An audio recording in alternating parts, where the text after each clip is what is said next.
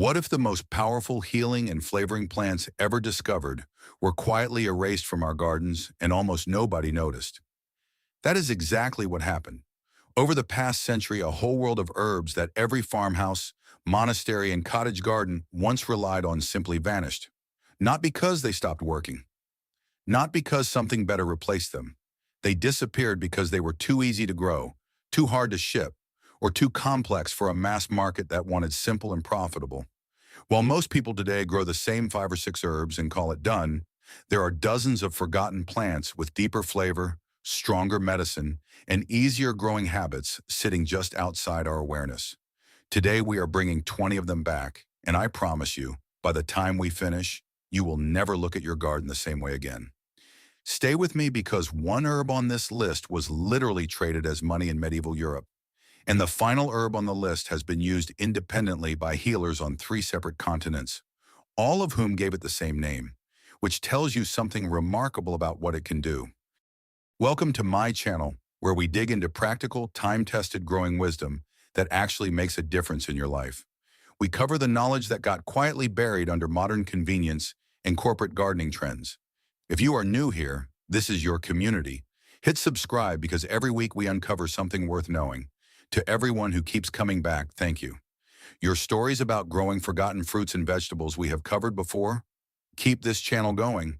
You are already growing things your neighbors cannot name, and that is exactly the spirit we are building here. Now let us get into it. These are 20 herbs history forgot and your garden needs. First, Bible leaf, which most people know as costmary. The name Bible leaf comes from an old tradition of pressing the large fragrant leaves between the pages of a Bible as a natural bookmark. The scent is remarkable. Think of lemon mixed with mint, with a faint trace of balsam wood underneath. Before hops became the standard ingredient in beer, this herb was used to flavor ale. Healers relied on it for stomach complaints, persistent coughs, and as an aromatic that lifted the mood of a room just by being present. Costmary is a perennial that reaches about 3 feet tall and slowly spreads through underground roots, giving you more plants over time without any work. The leaves hold their fragrance even after drying, which is genuinely rare among herbs. You can float fresh leaves in iced tea, dry them for a stomach-settling brew, tuck them into drawers to keep moths away, or simply grow them near a sitting area and enjoy the scent every time the breeze moves through. It handles shade, grows in poor soil, and barely needs any attention once it gets going. It is the kind of plant that makes you wonder why it was ever considered optional. Second is true hyssop, and it is worth being specific here because there is another plant called anise, hyssop, that gets all the attention. True hyssop, the one with the ancient history, is something different entirely. It has been used since biblical times for respiratory problems, digestive complaints, and as a flavoring in cooking. The taste is slightly bitter with a cool, minty edge that works beautifully with lamb and in certain Middle Eastern recipes. It grows into a small woody shrub about 2 feet tall, producing flower spikes in blue, pink, or white that bees absolutely cannot resist. It is drought-tolerant, deer-resistant, and actually prefers poor rocky soil to rich garden beds. The leaves can be used fresh or dried in cooking, brewed into tea for coughs and congestion, or made into a strong infusion that acts as a natural disinfectant. Plant it near your cabbage family vegetables, and it will deter cabbage moths as a bonus. The more you learn about what hyssop does, the harder it becomes to understand why anyone stopped planting it. Third, rue. This herb has picked up a reputation as something mysterious or magical, but the real story is far more practical. Rue produces a strong, bitter scent that genuinely repels Japanese beetles, flies, and cats. It is an evergreen perennial with striking blue-green leaves that look ornamental year-round, and it produces small yellow flowers in summer. It tolerates drought, handles poor soil, and essentially looks after itself once established. Small amounts have been used in Italian cooking for centuries where it adds a sharp herbal note. Planted near roses, it deters aphids. Used medicinally, it has a history in treating circulation issues, and modern research supports some of its traditional uses around strengthening capillary walls. One important note, Rue contains compounds that can cause skin sensitivity in some people, especially in strong sunlight. Handle it with gloves if you are cautious, and pregnant women should avoid it entirely. For everyone else, it is a low-maintenance, multi-purpose plant that earns its space. Fourth, southernwood. This Artemisia relative carries one of the most pleasant scents of any plant in the herb world. Walk past it on a warm afternoon, and you get a burst of lemon, pine, and something gently sweet that is hard to describe, but impossible to forget. It grows 3 to 4 feet tall as a shrub with soft, feathery, silver-green foliage, and it thrives on neglect. Historically, it was used to repel moths, treat digestive sluggishness, and as a hair rinse that was believed to stimulate growth. Dried leaves in a sachet will protect woolens better than anything synthetic, and the scent in a wardrobe is far more pleasant than cedar. Use it in tiny amounts with fatty meats where its properties aid digestion, or just grow it for the fragrance and the beautiful silver foliage. Medieval people believed it offered protection against all manner of illness. What it actually protected against was moths, and it made their homes smell extraordinary.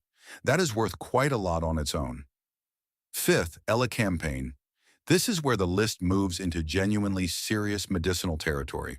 Elecampane has enormous leaves and tall stalks of bright yellow flowers that resemble miniature sunflowers. It grows 4 to 6 feet tall and is visually dramatic in any garden.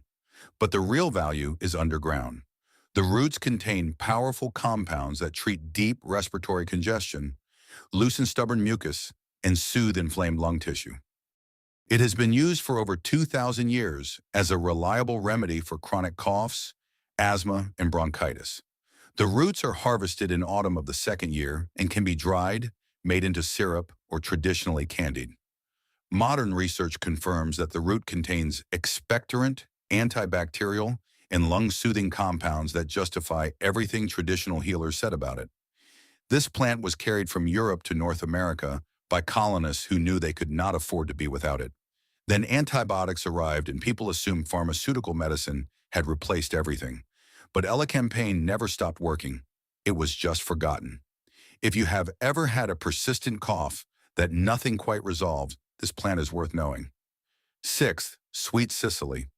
This one deserves a special mention because it does something genuinely unusual that almost no other culinary herb can claim. The leaves contain natural compounds that actually reduce perceived sourness in other foods. Cook rhubarb with a handful of sweet cicely leaves, and you can cut your sugar addition nearly in half. The same applies to gooseberries, sour plums, or any sharp fruit. It does not add sweetness itself. It chemically reduces the sour signal your taste buds receive. That alone should make it a kitchen staple. Sweet cicely is a perennial that grows 3 to 4 feet tall with fern-like leaves and clusters of white flowers. It prefers shade and moist conditions, making it perfect for those difficult spots where most herbs give up. The green seeds taste like sweet licorice and can be eaten fresh. The roots can be cooked like parsnips. Monks in medieval Europe used it extensively in fruit preserves to reduce sugar consumption. Why we stopped growing it is genuinely baffling. Seventh, horehound. If there is an award for most thoroughly abandoned medicinal herb, horehound is a strong contender. It has been used for over 2,000 years as a respiratory herb, specifically for clearing mucus, calming coughs, and soothing irritated throats. Old-fashioned horehound candy was not a confection. It was medicine wrapped in something more palatable. Horehound is a perennial in the mint family, but unlike most of its relatives, it does not spread aggressively. It stays tidy at about 2 feet tall, with textured gray-green leaves and small white flowers. It grows in poor dry soil, and once established, it asks for essentially nothing. The flavor is intensely bitter with a faint mint quality, which is why honey was traditionally used alongside it. You can brew the leaves into a cough tea, simmer them with honey and sugar to make your own throat lozenges, or make a syrup that will handle a winter cough as well as anything in a bottle at a pharmacy. Every traditional healer considered this plant non-negotiable for cold and flu season. Then commercial medicine arrived and horehound was left behind, but it never stopped working. Eighth, tansy. Let us be clear about both what this plant does brilliantly and what it should never be used for. As a pest repellent, tansy is extraordinary, Plant it along garden borders and it keeps ants, flies, mosquitoes, and Japanese beetles at a distance. Hang dried bunches near doorways and flies stay out. Rub the leaves on your skin and mosquitoes avoid you as reliably as they would with a commercial spray. Tansy is a perennial that grows 3 to 4 feet tall, with finely cut ferny leaves and clusters of round yellow flowers. It spreads enthusiastically, so give it a contained area or use it where you want a tough, natural ground cover. Before window screens and chemical pesticides existed, every farmhouse had tansy growing by the entrance because it simply worked. The critical point: tansy contains compounds that are toxic in significant amounts. Do not eat it. Do not brew it as tea. Use it exclusively as an external pest deterrent. Treated with that respect, it is one of the most effective natural pest management plants available. It does its job silently and continuously without any input from you. Ninth, woad. Most people associate woad with the blue dye extracted from its leaves, but the medicinal story is just as significant.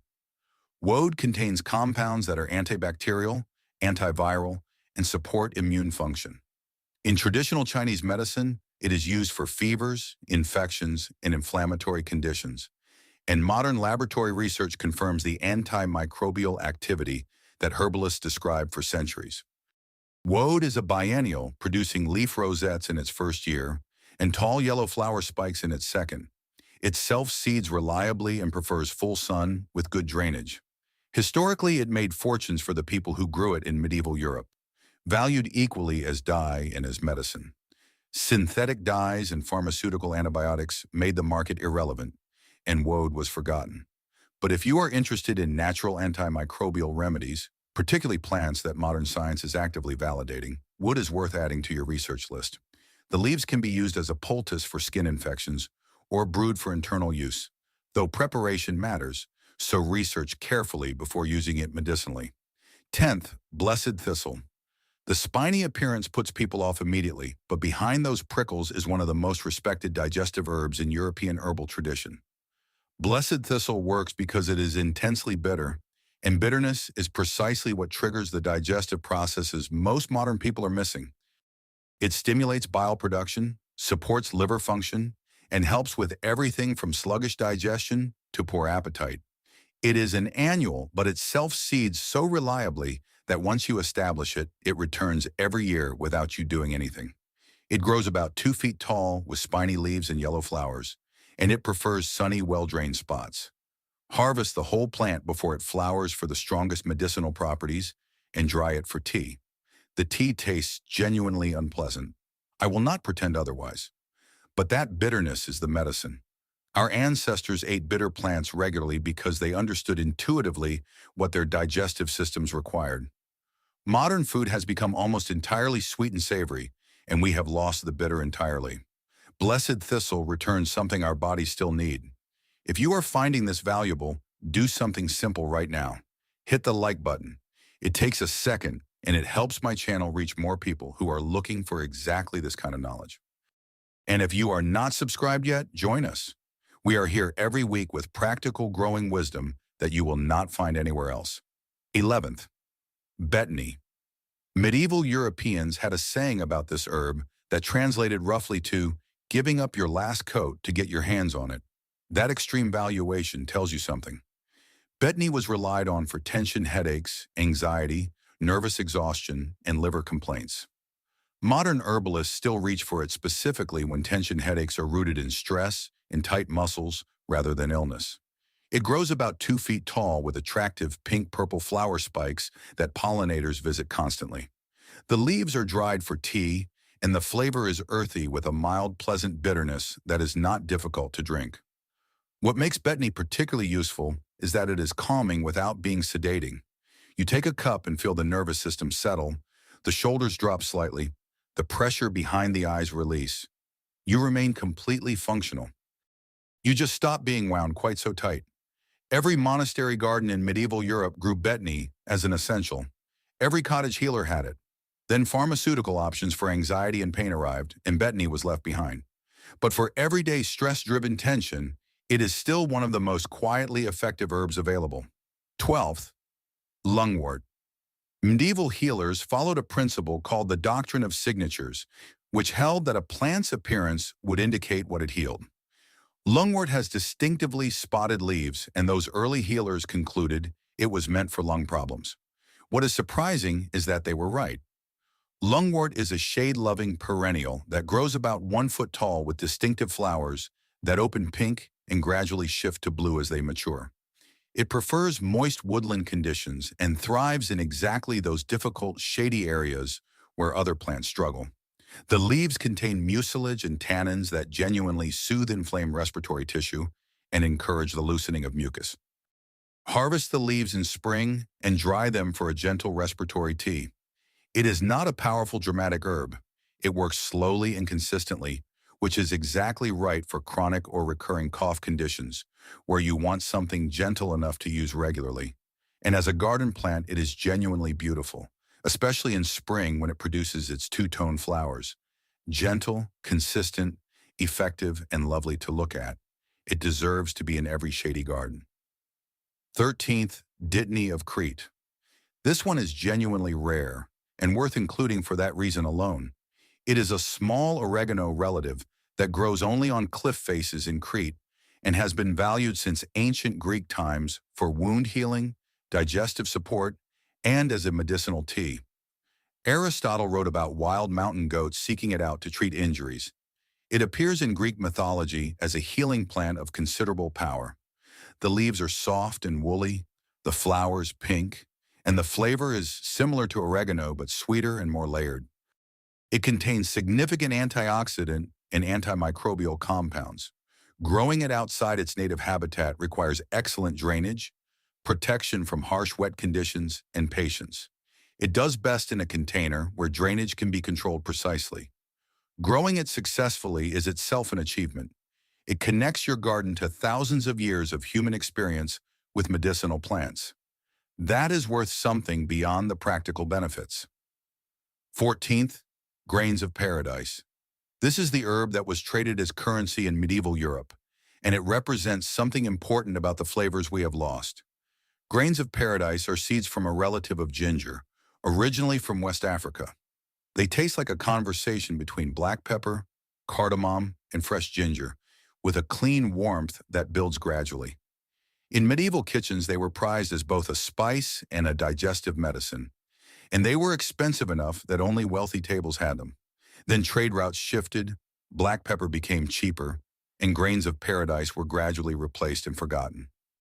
You probably cannot grow these unless you have a tropical climate, but you can source the seeds through specialty spice suppliers and use them in your kitchen. Why does this matter? Because it represents an entire category of flavor complexity that has been erased from modern cooking. Before global standardization of spice trade, kitchens used dozens of distinct peppery, spicy, warming ingredients that each tasted different. We narrowed that down to one, and we lost a whole dimension of flavor. Grains of paradise are a doorway back into that lost world. 15th, pennyroyal. This low-growing mint has one documented specialty that nothing else quite matches. It repels fleas, mosquitoes, and a wide range of biting insects with remarkable effectiveness. Plant it around a patio or seating area, and insect pressure drops noticeably. Crush the leaves and rub them on skin and bugs avoid you. Dried bunches hung in a home where fleas have been a problem will help clear them without chemicals. Pennyroyal spreads to form dense aromatic ground cover with small purple flowers and grows in sun or partial shade in almost any soil. Before chemical pest control existed, it was an essential household plant precisely because it did what nothing else could as reliably. The warnings are serious and non-negotiable. Pennyroyal contains a compound that is genuinely toxic in significant quantities and is extremely dangerous during pregnancy. Never consume it in any form. Never use the concentrated oil on skin. Use the whole plant, externally only, as a pest repellent. Within those limits, it is a remarkable and practical herb. Outside those limits, it is dangerous. Know the difference, and you have a genuinely useful plant. 16th, sweet woodruff. Here is a plant that solves one of the most frustrating garden problems: dry shade under trees, while also being medicinal, fragrant, and historically interesting. Sweet woodruff is a perennial ground cover that grows 6 to 8 inches tall with whorls of bright green leaves and small, star-shaped white flowers. It spreads to form carpets of foliage in exactly the conditions where grass and most herbs fail entirely. The scent is remarkable when the leaves are dried. Fresh, they have almost no fragrance. But dried for just a few days, they develop a scent like vanilla and freshly cut hay that is one of the most pleasant natural fragrances you will encounter.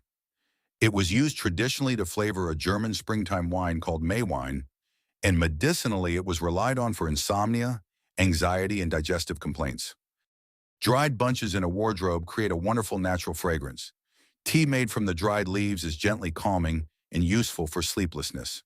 And as a garden solution for shady, difficult areas, it is simply unbeaten. Every old cottage garden had it. Most modern gardens do not. That is a genuine loss worth correcting. Now, a brief note on number 17, which is vervain, a traditional nervous system herb that ancient Romans considered sacred and that herbalists have used for centuries to treat stress, exhaustion, and nervous tension. It grows easily, self-seeds readily, and produces small purple flower spikes that bees love. If betony is the gentle, daily stress herb, vervain is for the kind of deep depletion that follows prolonged difficulty. Together, they represent a nervous system support toolkit that has no equivalent in any commercial supplement. 18th, motherwort. The name says exactly what this herb was used for. It was the herb of midwives relied on across European and Chinese healing traditions for women's reproductive health, childbirth support, menstrual pain, and as a heart tonic for the kind of palpitations that anxiety produces rather than a physical heart problem. Motherwort is a tall perennial in the mint family, reaching 4 to 5 feet, with deeply lobed leaves and pink-purple flowers along the stem. It self-seeds aggressively, so once established, you will always have it. It grows in sun or partial shade and tolerates essentially any soil. The leaves and flowers are harvested when the plant just begins blooming and dried for tea. The flavor is intensely, almost dramatically bitter. But that bitterness carries compounds that gently regulate heart rhythm, reduce anxiety-driven tension, and ease uterine cramping. Within 15 to 20 minutes of a cup of motherwort tea, most people report a measurable calming effect on both the mind and the chest. Every traditional midwife relied on this plant. Every woman who dealt with painful menstruation kept it in her garden. Modern medicine arrived with synthetic hormones and pharmaceutical options, and motherwort was gradually set aside. But for gentle, effective support of women's health and anxiety-related heart symptoms, it has never been replaced. It is one of the deepest losses in this whole list. 19th, agrimony. Some herbs try to do one thing exceptionally well. Agrimony tries to do everything moderately well, and it mostly succeeds. It has been used traditionally for digestive problems, liver and gallbladder support, urinary tract infections, sore throats, skin conditions, and wound healing. Modern research confirms that it has real astringent, anti-inflammatory, and antimicrobial activity that supports most of those traditional uses. Agrimony is a perennial that grows 3 to 5 feet tall with slender spikes of small yellow flowers that have a faintly apricot-like scent. It grows in sunny, well-drained spots and tolerates a range of conditions without complaint. The leaves and flowers are dried for tea, and unusually for a medicinal herb, the tea actually tastes pleasant.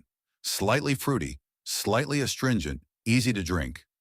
Use it for digestive upset and particularly for diarrhea, where the astringent properties help settle the gut. Gargle a strong infusion for a sore throat. Wash skin irritations or minor infections with a cooled brew. Apply as a poultice to wounds. It handles each of these tasks quietly and reliably without drama. It was in herbal medicine collections from ancient Greece through the Victorian era. It faded not because something better replaced it, but because it was gentle and consistent rather than dramatic. In the world of pharmaceutical medicine that rewarded fast and powerful results, gentle and consistent lost the competition. But in a garden where you are taking care of your own health day to day, gentle and consistent is exactly what you want. And finally, 20th, self-heal. I saved this one for last because it might be the most important plant on the entire list. Self-heal, also called heal-all, is a low-growing perennial with small purple flower spikes that most people have walked past 1,000 times without giving it a second look. It grows in lawns, along paths, in meadows, and in disturbed soil. Most people treat it as a weed and remove it. That is a significant mistake. Self-heal contains compounds that modern research has confirmed are antiviral, antibacterial, anti-inflammatory, and immune modulating. Studies show measurable activity against influenza, herpes viruses, and various bacterial infections. It supports immune function, reduces inflammation, and accelerates wound healing both internally and topically. Here is what makes it genuinely remarkable. Healers across Asia, Europe, and North America all arrived at this plant independently over thousands of years. They all gave it names that translate to some version of the same thing: heal-all or cure-all. Three separate healing traditions, no contact with each other, the same plant, the same conclusion. That convergence is not coincidence. That is accumulated human experience recognizing something real. Harvest the whole plant when it is flowering and dry it for tea. The tea is genuinely pleasant and mild, something you can drink daily for ongoing immune support. Make a poultice for wounds or skin infections. Make an oil infusion for topical healing. And because it grows essentially everywhere as a spontaneous plant, it costs you nothing but the time to recognize and harvest it. Self-heal represents the central point of everything we have discussed today. One of the most scientifically validated, universally recognized, and broadly useful healing plants in the world grows as a common weed in most lawns and gardens, and we are mowing it down by the acre while spending extraordinary sums on pharmaceutical products with shorter track records and narrower applications. The cure-all is already there. It is just waiting to be recognized. So here is where we land. 20 herbs with real history, real science, and real usefulness that somehow got left behind when modern life decided that medicine belonged in pharmacies and flavor belonged in plastic packets. Almost every herb on this list is a perennial, meaning you plant it once and it serves you for decades. Many of them grow in difficult conditions where other plants fail. Several of them are already growing wild near you right now. Every herb on this list represents people who healed themselves with what grew nearby, who passed that knowledge down through generations, who valued these plants because they worked. That knowledge is still valid. The plants are still working. We just stopped paying attention. Here is your challenge. Choose 3 herbs from this list. Research them properly. Find out whether they already grow wild in your area. Order seeds or plants for the ones that do not. Plant them and learn how to actually use them. Begin building a real herbal garden, not a decorative one, but a working one with genuine practical value. Then come back and tell us what you found. The comments here are full of people doing exactly this work, and the conversations that follow are some of the best we have. If this brought you something useful, give my channel a like right now. It costs you nothing, and it helps this knowledge reach the people looking for it. Drop a comment and tell me which herb surprised you most. Are you drawn to the medicinal side, the culinary side, or are you growing everything? Subscribe if you have not, and ring the notification bell so you do not miss what comes next. We are here every week with the practical, time-tested growing knowledge that modern gardening forgot to keep. Until next time, get out into your garden. Look more carefully at what is already growing there. And remember that the most powerful plants in the world are sometimes the ones you have been walking past for years.